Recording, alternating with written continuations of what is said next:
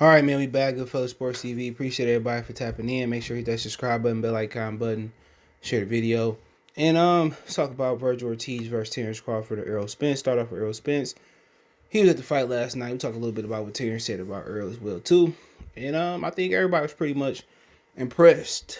I think everybody's pretty much impressed by Ortiz last night. I think people were impressed by Hooker. It was a good competitive fight. It wasn't no people having it 6-0. That fight was I think that fight was plus the knockdown. Well, before the sixth round, that fight was an even fight. Maybe Ortiz was up by a round, but you can't help yourself when you're listening to the worst commentators in the game, and Chris Minix and whoever else, and Sergio Martinez, he wasn't that, he not that bad, but Bias commentary was close. I thought Hooker landed. I think Hooker. How can I say Hooker punched him? He threw more punches, but Ortiz punches mattered more. Ortiz punches had more conviction, had more power, did more damage. But like I said, Hooker hurt him a couple times, buzzed him, hurt him. But like I said, he going up against Errol Spence. They know each other. He know his style, but he not ready for that. He not ready for somebody that mastered that style. He not ready for somebody that's just athletic as him, even more athletic than him. He ain't ready for somebody. He might can get Errol Spence based on the fact that Errol had that car accident.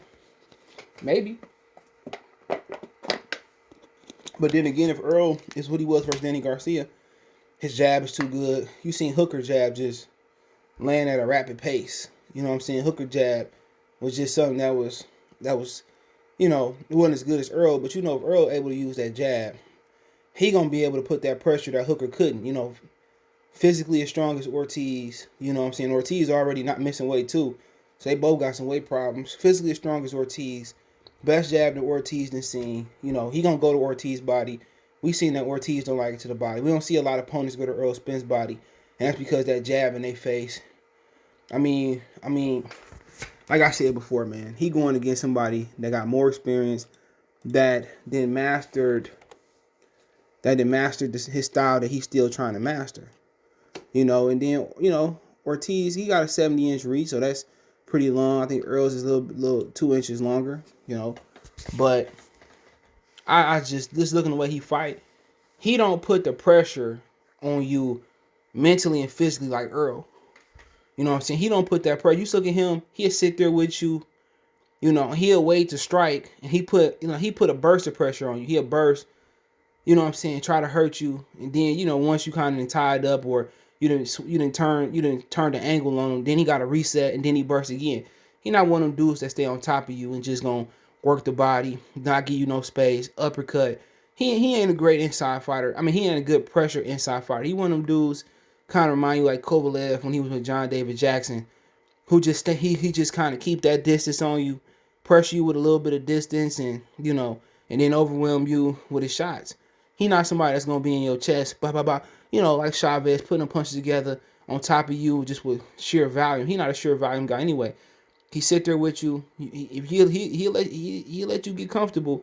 Then he coming out explosiveness, And with Errol Spence gonna put pressure on him. He gonna have to hurt Errol to get Errol respect. Errol gonna put pressure on him. Errol gonna put that jab on him.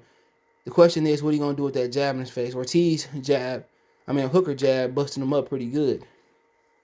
You talking about a guy that's 3 or 4 levels above Hooker. You talking about a guy that like going to the body. I could see Errol stopping him to the body, to be honest.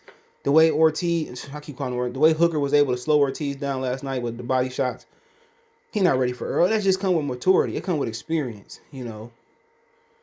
That come with experience, Doing more sit-ups, just doing more strength training and push-ups, calisthenics, pull-ups, wide, reverse, close grip, all that work your core. That's why, them people able to get them bartenders able to get up on top of that bar and do all them things. That come from the core. That ain't got really much to do with your lats, delts, tricep, and that shit got to do with your core. And Ortiz got to work on his core. I know they say a lot of Mexican fighters don't do strength and conditioning. That's where you lacking that. Errol Spence, he do strength and conditioning. I seen that motherfucker do it. Terence Crawford, he do strength and conditioning. That's where they lacking at. And when you doing them weights build explosion. You ain't gotta lift heavy, but when you coming down, or if you doing negatives, and you coming down, you explode after you come down from doing them negatives on the bench press or whatever you're doing. Start off slow and explode up. That build explosion. That builds speed. And then with him coming 0.6 over the weight, maybe they think that he shouldn't lift weights. And that's fine, because you still can do pull-up bars, you still can do light weights, he got physically, he gonna get better. Physically, he gotta do something different with his strength. You can't just go in there and hit the bag. You gotta do some sit-ups. Come on. But Errol Spence is just too much for him. He mastered the style that he already trying to master. So he's probably gonna be a guy. He gonna push Ortiz back. Guaranteed. He gonna stay on top of Ortiz. When Ortiz is gonna have to explode and try to catch Spence, and Spence is just gonna keep putting pressure on Ortiz, let Ortiz get his respect. He gonna drop that jab to the stomach, drop that jab on the middle of his face, and Earl is just gonna be something different. Now you talking about Terence Crawford, a guy a little older, a guy that bring a little bit something different. Crawford can push you back. He's a little bit longer than Ortiz. Crawford can box on the back foot, and it depends on what Crawford do. And people say, well, Kyle Velasquez dropped and Will Zab dropped Floyd Mayweather. And at the end of the time, he was pushing forward towards Kyle Velasquez, giving Kyle Velasquez the opening. But with Ortiz, he could press forward and just bang it out with Ortiz, but Ortiz is sneaky with the body shots. I think you get a guy that's going to go out there and use angles on Ortiz like the Benavidez fight. And the guy that see the body shots, going to touch him to the body. A guy a little bit more explosive, a guy that's kind of more like the Solomon guy he fought, but that's more explosive and more complete. A southpaw, orthodox, you're dealing with that with Errol Spence. That'd be an interesting fight. But then again, he fighting a dude that made the weight comfortably. He fighting a dude that's experienced. He fighting a dude that can that's gonna pick up the jab. He fighting a dude that can punch with both hands. He fighting a dude that can fight orthodox southpaw. So just a lot of experience there. If he wait a year or two and Crawford hanging around at 35, 36 years old, then why not? Same thing with Errol Spence. He 32, 33, 31 years old, 32, 33 years old. Why not wait? And then he is the race of time, busting at the seams, ready to move up to 54. But yeah, Crawford too much for him. He might be an easier fight than Errol Spence. Not saying Errol better than him, but it might be easier because Errol know how he fight. He fight that style. With Terence, Terence don't fight that style, but Terence know that style. So it might be fucking with two guys who can punch, two guys that need to fight each other. Vergil Ortiz shouldn't be in this ice cream sandwich. He shouldn't be in this Oreo situation. These dudes should have fought 2 or 3 times, and Ortiz should be the next guy up, fighting Ennis, fighting Ben, fighting Josh Taylor, Jose Ramirez, Regis Prograis. Who else you got out there? The guys like that. Custio Clayton. He should be fighting those guys for welterweight supremacy. The next big fight for him should be him and Josh Taylor. Him, Conor Ben. Him, Jerron Ennis. Those should be the fights he should be aiming for. He shouldn't be have to worry about Keith Thurman, Danny Garcia, Manny Pacquiao should be gone. Errol Spence, Sean Porter, them motherfuckers should be moving on or retired. Shouldn't have to worry about that. That's unfortunate, and it might be his luck, because either one of these dudes can get upset any given time. He could be the guy to do it. He got tools. Just a little bit more seasoning. Get his head off the line a little bit. Footwork is pretty good.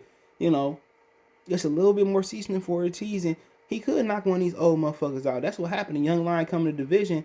These old dudes marinating fights, and it ain't Crawford fault. People get mad at Crawford because he said he moving on from that. Can't get mad at him. Politics beat a lot of people down. It's the politics of boxing. Unfortunately for him, politics. Dealing with, you just get tired of it. When you real in the fake world, ain't nothing he can do. He can't make Errol Spence fight him. He can't make Errol Spence get in the ring with him. At the end of the day, it's down to Errol Spence. He said he get 3 belts, he fight him. Okay, we gotta wait and see if he a man of his word. But then again, it's a fight everybody want to see.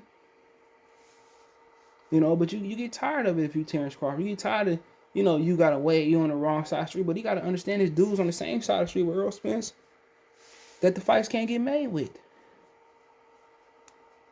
It's dudes out there that's live right next door to Errol Spence and can't get the fight. And the fans and the extremist PBC fans, they act like they can't see it. Errol Spence been chasing Keith Thurman for years. Got a title, got 2 titles, about to get 3 titles. And Keith still won't fight him.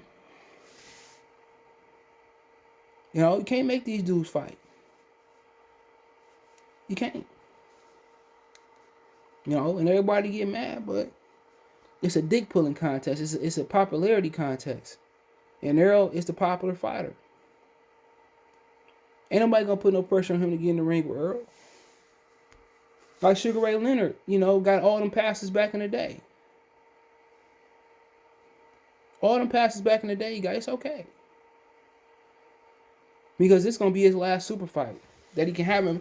And most fighters don't get this opportunity. The Winky Wrights. Excuse me. The Mike McCallums. They didn't get this chance. And Marvin Hagler was just longevity, was able to get commercials in at the end of the last fight of his career with Sugar Ray Leonard. But a lot of these fighters, Jack Johnson, they don't get this pageantry. You don't get this type of fight where everybody going to show up. It's going to be packed out. And it's going to be a spectacle. Type of fight he got. But it is what it is. Let me know what you guys think. Don't forget me on Facebook, Instagram, Twitter. You can reach out if you have a business question, inquiry, response, or video request. All my social media links, description. Fastest way to reach me is Twitter, then Facebook, then Instagram.